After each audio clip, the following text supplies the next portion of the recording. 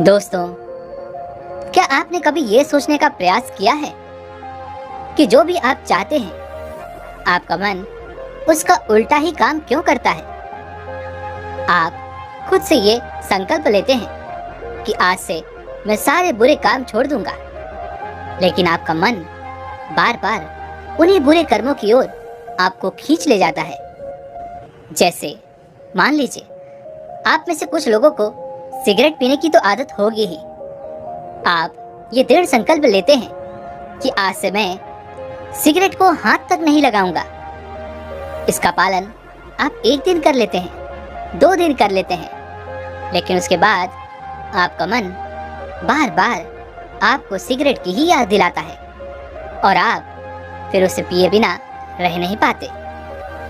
यह बात सिर्फ सिगरेट पर लागू नहीं होती, बल्कि हमारे जीवन में ऐसी कई सारी आदतें हैं जिन्हें हम छोड़ना तो चाहते हैं, लेकिन हमारा मन बार बार हमें उन्हीं आदतों के चक्कर में फंसा देता है और इसी कारणवश हम अपनी उन आदतों को खुद से अलग नहीं कर पाते, उन्हें छोड़ नहीं पाते। लेकिन अगर हम लगातार प्रयास करें, अपने मन के दृष्टा बन जाएं, अर्थात अपने मन के साक्ष्य बन जाएं, तो हम अपने मन की चाल को समझ सकते हैं, अपने मन की चाल को पकड़ सकते हैं और अपने मन की उन चालों को हम परिवर्तित भी कर सकते हैं। और एक बार यदि आप अपने मन की चाल को समझना सीख गए, उसे पकड़ना सीख गए, तो आप किसी भी आदत के गुलाम नहीं रह जाएंगे।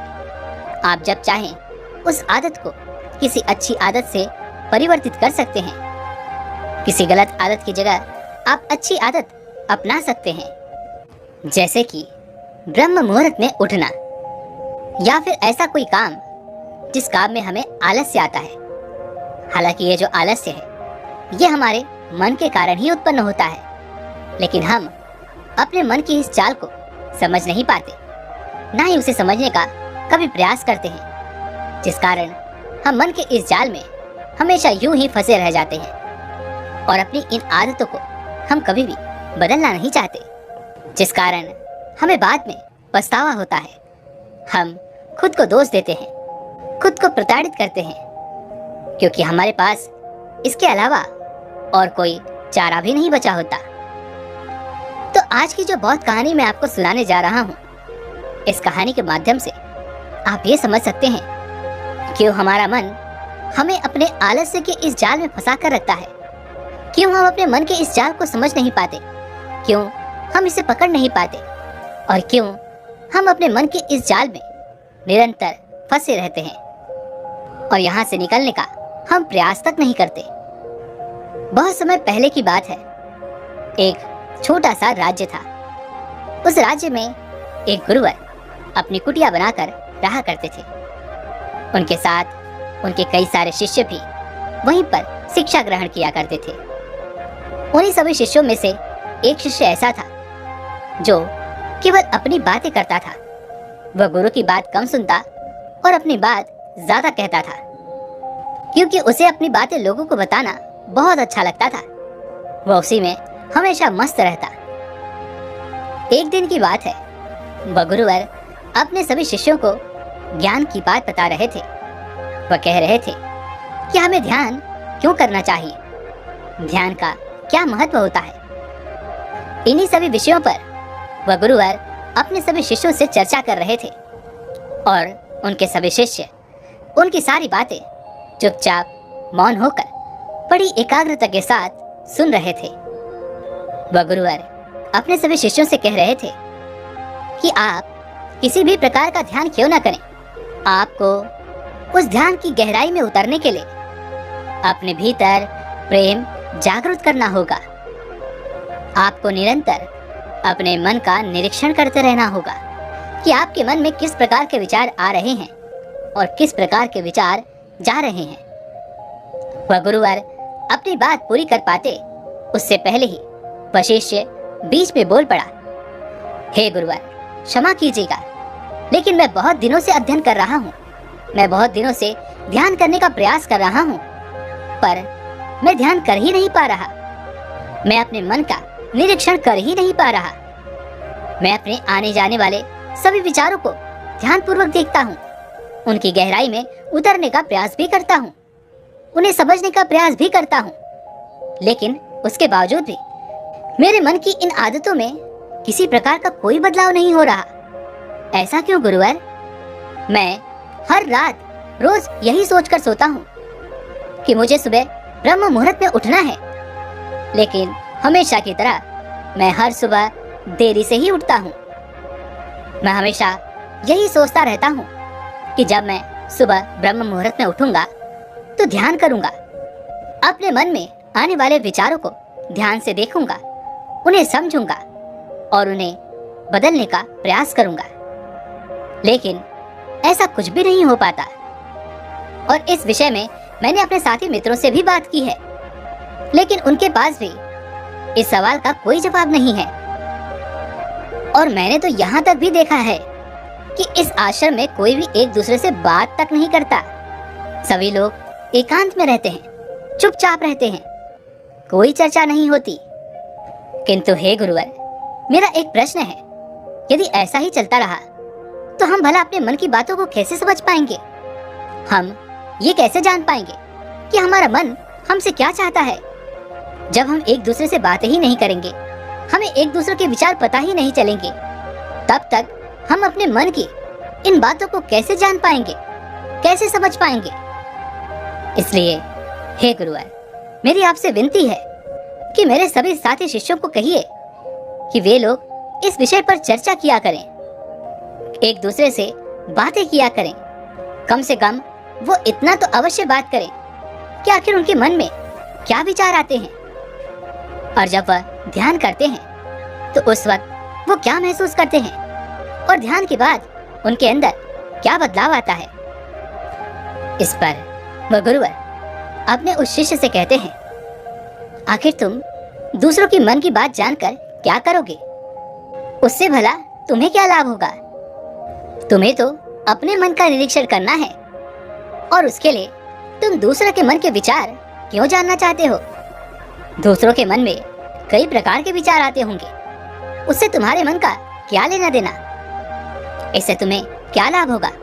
क्या तुम इस प्रश्न का उत्तर दे सकते हो? इस पर वह शिष्य शांत हो गया और मन ही मन यह सोचने लगा कि आखिर गुरुवर भी तो ठीक ही कह रहे हैं। अगर मुझे मेरे मन का निरीक्षण करना है तो मुझे अपने मन को देखना होगा, अपने मन को समझना होगा। आखिर मैं दूसरों की मन की बात जानकर क्या करूंगा? और यदि मान लो कि मैंने अपने मन की बात दूसरों को बता भी दी तो भी इससे मेरा क्या लाभ? मैं इससे अपने मन की बातों को तो नहीं समझ पाऊंगा और ना ही उन्हें बदल पाऊंगा। वह शिष्य अपने ही प्रश्न में पूरी तरह से उलझ चुका था। उसके पास अपने गुरु के इस प्रश्न का कोई उत्तर न था, लेकिन फिर भी वह शिष्य अपने आप को सर्वश्रेष्ठ साबित करना चाहता था। इसलिए वह अपने गुरु से कहता है, हे गुरुवर, यदि हमें दूसरों के मन की बात पता चल जाए, यदि हमें ये पता चल जाए कि वह किस तरह से ध्यान करते हैं, किस तरह से अपने मन का निरीक्षण करते हैं, वो किस तरह से जान पाते हैं कि आखिर उनके मन में क्या चल रहा है, और वह किस तरह से अपने मन के सभी विचारों पर लगाम लगा पाते हैं, तो इससे मुझे और बाकी सभी शिष्यों को बहुत मदद मिलेगी। जब भी हम ध्यान करने बैठेंगे तो हम भी उसी प्रकार ध्यान कर पाएंगे, उसी प्रकार मन का निरीक्षण कर पाएंगे और उसी प्रकार मन के सभी विचारों पर लगाम लगा पाएंगे। इससे न केवल मेरा बल्कि यहाँ पर उपस्थित सभी शिष्यों का बहुत फायदा होगा। इस पर वह गुरु मुस्कुराने लगे और अपने उस शिष्य से कहते हैं, चलो ठीक है, मैंने मान लिया कि यहाँ पर उपस्थित सभी शिष्यों में से एक शिष्य ऐसा है जो गहरे ध्यान में उतर सकता है, उसे ध्यान करना आता है, वह अपने मन का निरीक्षण करना भी जानता है, वह यह भी जानता है कि उसके मन में किस प्रकार के विचार उत्पन्न हो रहे हैं और वह किस प्रकार अपने मन को काबू में कर सकता है, किस प्रकार वह अपने मन के सभी विचारों पर लगाम लगा सकता है। और मान लो कि उसने तुम्हें यह सब बता भी दिया, तो तुम यह सब जानकर क्या गहरे ध्यान में उतर पाओगे? यदि तुम ऐसा सोचते हो तो तुम सबसे बड़े मूर्ख हो, क्योंकि यदि तुम इस प्रकार की प्रक्रिया करोगे तो तुम अपने ही मन के बनाए हुए जाल में बुरी तरह से फंस जाओगे और फिर वहां से निकलना तुम्हारे लिए नामुमकिन हो जाएगा। यदि तुम्हें ये पता चल गया कि कोई शिष्य किस प्रकार ध्यान में उतरता है, तो तुम्हारा मन केवल उसी प्रक्रिया पर काम करेगा और तुम वर्तमान में होकर भी अपने मन की मनोदशा को समझ नहीं पाओगे, बल्कि तुम्हारा मन तो केवल उसी प्रक्रिया में उलझा रहेगा कि आखिर वह शिष्य इसी प्रक्रिया से ध्यान में उतरता है और मैं उस प्रक्रिया का इस्तेमाल करके ध्यान में क्यों नहीं उतर पा रहा। तुमने तो अपने मन को एक काम दे दिया है कि उस प्रक्रिया का इस्तेमाल करके गहरे ध्यान में उतरना है, लेकिन तुमने तो अपने मन को काम दिया है और अब से तुम्हारा मन तो केवल उसी काम पर लगा रहेगा और देखते ही देखते तुम भी उस काम में सम्मिलित हो जाओगे, तुम भी उस काम से जुड़ जाओगे। तो अब तुम मुझे ये बताओ कि ऐसी अवस्था में तुम अपने मन का निरीक्षण भला कैसे कर पाओगे। तुम्हें तो अपने मन का निरीक्षण करना था, लेकिन तुम तो खुद ही अपने मन के साथ उस काम में जुड़ चुके हो, उस काम में सम्मिलित हो चुके हो। अब ऐसे में तुम अपने मन का निरीक्षण कैसे करोगे, अपने मन के अंदर आने वाले विचारों का निरीक्षण कैसे कर पाओगे। आगे वह गुरुवर अपने शिष्य से कहते हैं, तुम अपने मन को तभी समझ सकते हो जब तुम अपने आप को अपने मन से अलग करके देख पाओगे। अपने मन की चालों को दूर खड़े होकर उस पर नजर रखो, उसे समझने का प्रयास करो, तभी तुम अपने मन का सही तौर पर निरीक्षण कर पाओगे। फिर तुम्हारे मन के अंदर आने वाले विचार चाहे किस विषय के भी हों, चाहे किसी प्रकार के भी हों, तुम्हें उन्हें दूर खड़े होकर देखना होगा, समझना होगा, तभी तुम अपने मन पर काबू पा सकोगे।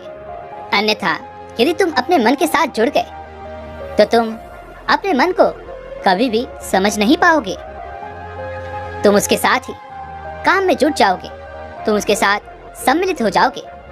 जिस प्रकार तुम कोई कार्य करते हो तो तुम्हारा मन भी उस कार्य में जुड़ जाता है, ठीक उसी प्रकार तुम भी उसके साथ जुड़ जाओगे। जिस प्रकार जब तुम अपने विचारों को समझने का प्रयास करते हो तो तुम अपने विचारों के साथ जुड़ जाते हो और अपने विचारों में ही खोकर बहते चले जाते हो। इस बात का अनुभव तो तुमने किया ही होगा।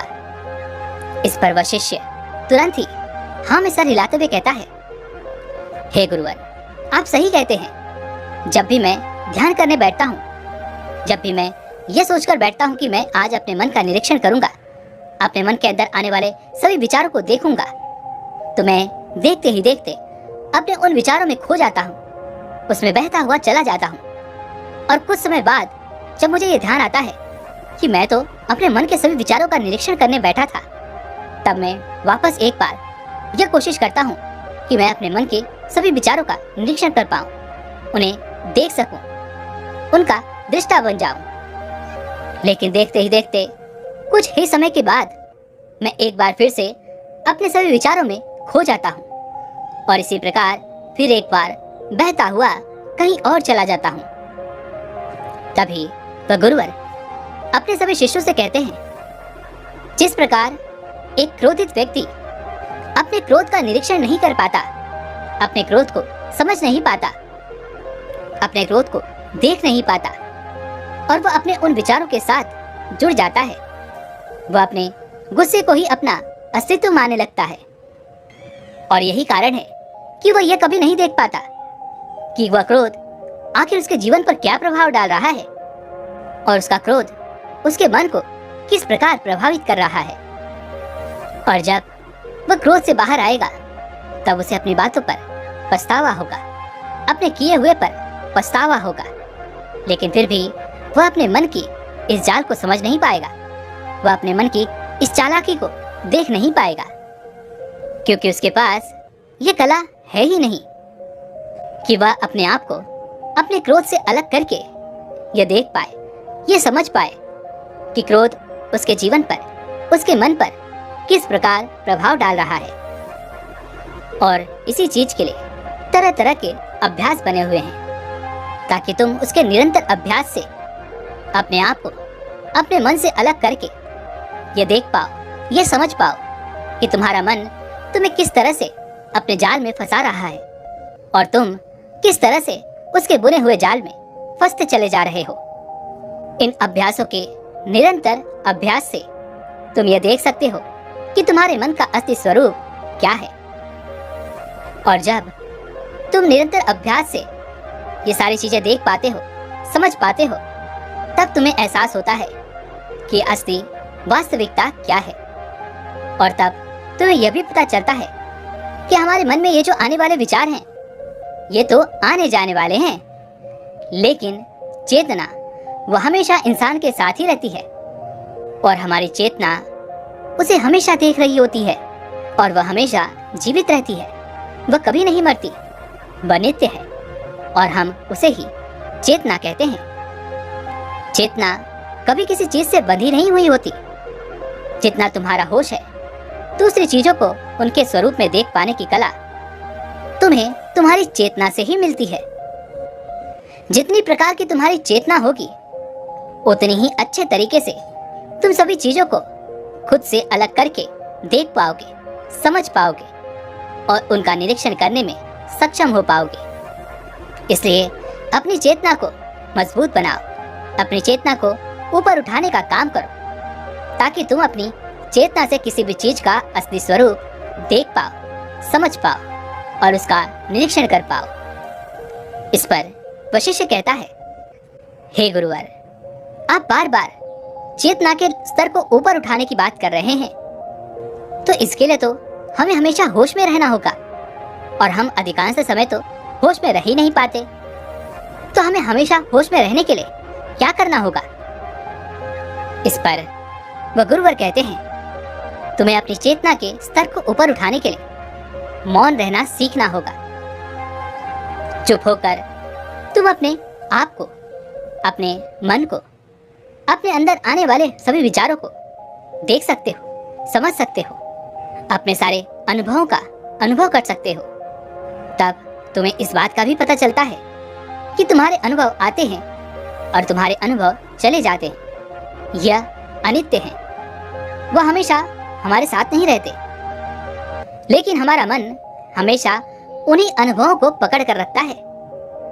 जैसे कि जब हमारे मन को कोई अच्छा अनुभव होता है या कोई खुशी मिलती है, तो हमारा मन बार बार उसी खुशी को पाने का प्रयास करता है, उसी अनुभव को पाना चाहता है और इसी कारणवश हमारी चेतना हमारे मन के अधीन हो जाती है, उसकी गुलाम बन जाती है।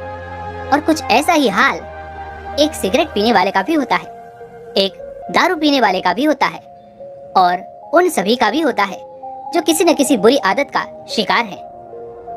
उन सभी की चेतनाएं उनके मन की गुलाम है और इसी कारणवश वह अपनी इस आदत से छुटकारा नहीं पा पाते। किंतु यदि तुम अपनी चेतना को अपने मन की इस गुलामी से आजादी दिलाना चाहते हो, तो तुम्हें मौन रहना सीखना होगा, तुम्हें चुप रहना सीखना होगा। जब हम मौन रहते हैं तो हमारे मन में विचारों की संख्या कम होने लगती है।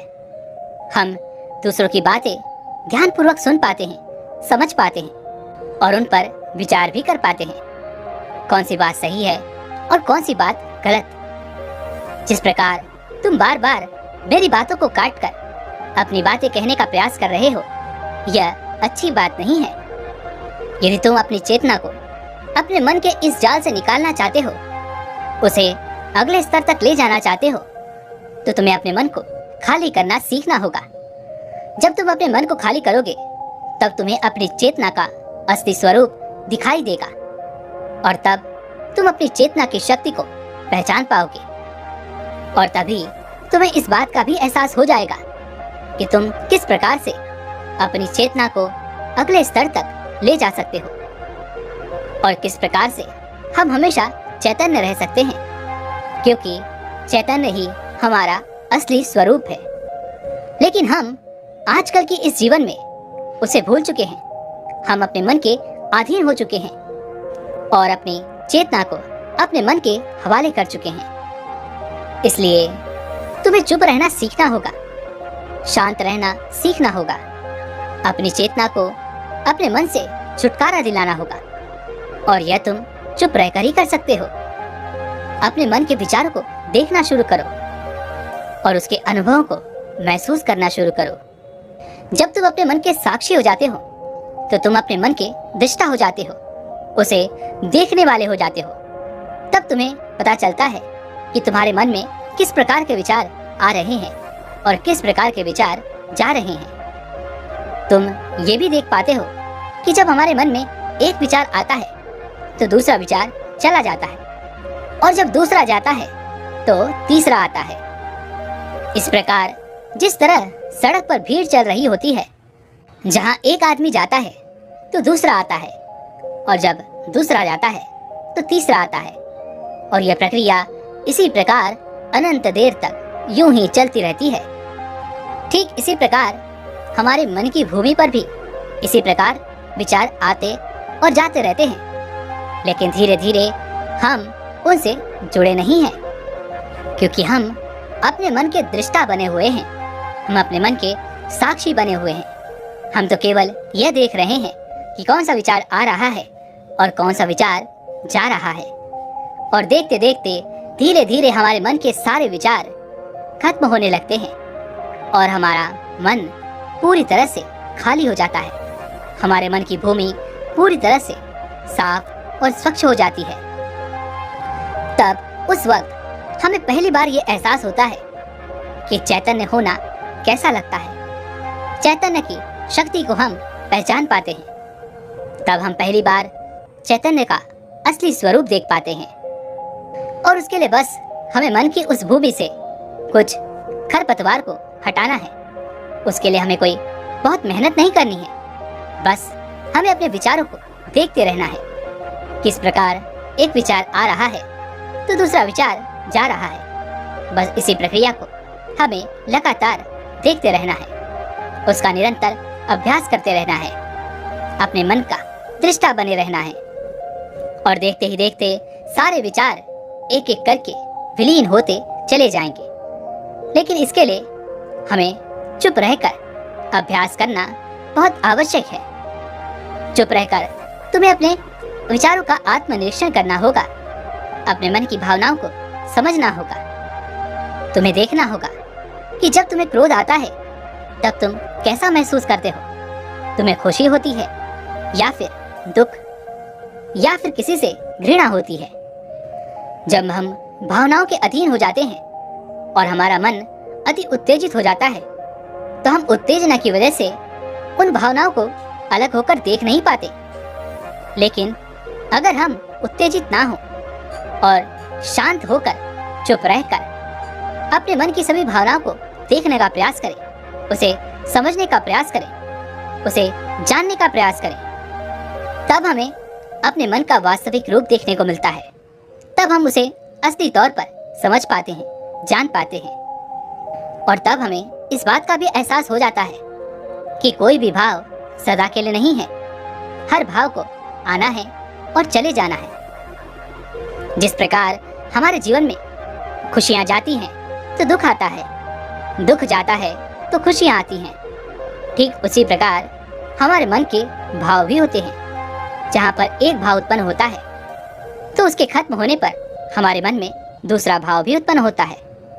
हम इन सभी बातों की वास्तविकता को देखने लग जाते हैं, इन सभी बातों को अच्छी तरह से समझने लग जाते हैं, और सारे भाव एक एक करके हमारे मन में ही विलीन होने लगते हैं, और सिर्फ एक प्रेम, एक आनंद हमारे अंदर बच जाता है, और उसे ही हम परमानंद कहते हैं। और यही हमारा असली स्वरूप है। इसलिए तुम्हें चुप रहकर अपने अभ्यास पर काम करना होगा। तुम्हें दूर खड़े होकर अपने मन की चाल को देखना होगा, समझना होगा, उसे निरीक्षण करना होगा, और देखते ही देखते तुम्हारे मन के सारे विचार यूं ही विलीन होते चले जाएंगे। और जब तुम्हारे मन में किसी प्रकार के कोई विचार नहीं बचे होंगे तब तुम्हारा मन किसी भी काम में बड़ी आसानी से लग जाएगा। हर काम को हम ध्यान बना सकते हैं, हर काम में हम ध्यान में प्रवेश हो सकते हैं। जब तक हमारा मन हम पर हावी होता है तब तक हम ध्यान में कभी प्रवेश नहीं हो सकते, क्योंकि जब तक हमारा मन ही नहीं राजी होगा तब तक हम ध्यान कैसे कर सकते हैं। इसलिए सबसे पहले हमारे मन का राजी होना अति आवश्यक है। और यह प्रक्रिया हर एक काम में लागू होती है। लेकिन एक बार हमारे मन के सारे विचार विलीन हो जाते हैं तो हम किसी भी कार्य में पूरे मन लगाकर किसी भी कार्य को पूरा कर सकते हैं और हर काम में ध्यान लगा सकते हैं और ध्यान ही हमारा असली स्वरूप बन जाता है और फिर वही हमारी चेतना भी बन जाती है। यह सब सुनकर वहां पर उपस्थित सारे शिष्य बड़े प्रसन्न हुए और वे सभी मुस्कुरा रहे थे।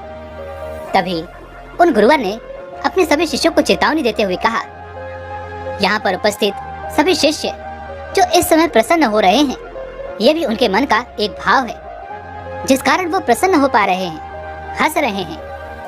लेकिन हर वक्त हर समय तुम्हें ये सारी बातें सुनने और समझने को नहीं मिल पाएंगी और उस वक्त तुम अपने आप को बहुत क्षीण महसूस करोगे और उस वक्त तुम प्रसन्न नहीं रह पाओगे। इसलिए यदि तुम्हें असली आनंद की खोज है, ऐसी प्रसन्नता तुम सदैव के लिए हासिल करना चाहते हो जो कभी ना मिटे, तो तुम्हें शांत होकर, मौन होकर, भावना रहित होकर अपने विचारों और अपनी भावनाओं को देखना शुरू करना होगा। उसके बाद तुम्हें खुद ही महसूस होगा कि हमारी चेतना शाश्वत होती है, वह कभी नहीं मरती और बाकी सभी चीजें अनित्य हैं। उनका एक न एक दिन खत्म होना तय है। वे सभी मर जाएंगे, पीछे छूट जाएंगे और कोई भी चीज इस संसार में शाश्वत नहीं होती सिवाय हमारी चेतना के। जब हमारा शरीर प्राण छोड़ता है तो हमारे शरीर से सबसे पहले हमारी चेतना ही निकलती है, इसलिए चेतना कभी नहीं मरती। आगे वह गुरुवर अपने सभी शिष्यों को निर्देश देते हुए कहते हैं, आज और अभी इसी वक्त हम ध्यान करेंगे।